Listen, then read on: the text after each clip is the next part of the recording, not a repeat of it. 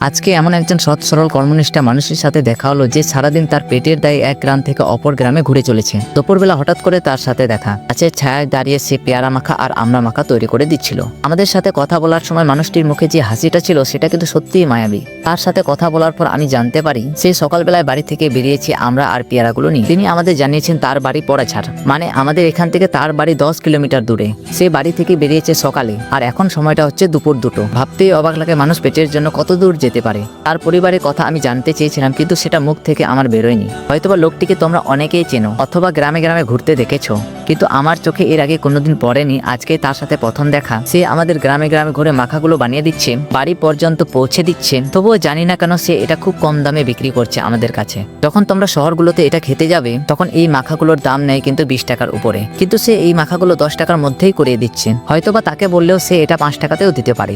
এরকম মানবতার ফিরেওয়ালা মানুষগুলো গ্রামে গ্রামে এখনো আমাদেরকে বাড়িতে এসে মাখা তৈরি করে দেন, সেটা আবার খুব কম মূল্যে। তাদের পাওয়া কিন্তু খুবই বিরল। আমরা দুটো মাখা নিয়েছিলাম, একটা পেয়ারা মাখা আর একটা আমড়া মাখা। এটার স্বাদ কিন্তু সত্যিই দারুণ ছিল। তার দিনে লাভ থাকছে কিনা সেটা তো আমি জানি না, তবে তোমরা যারা এটা খেতে পছন্দ করো তাহলে লোকটির কাছ থেকে তোমরা একবার হলেও মাখা খেয়ে দেখো, সাথে তার ব্যবহারটাও একটু দেখে নাও।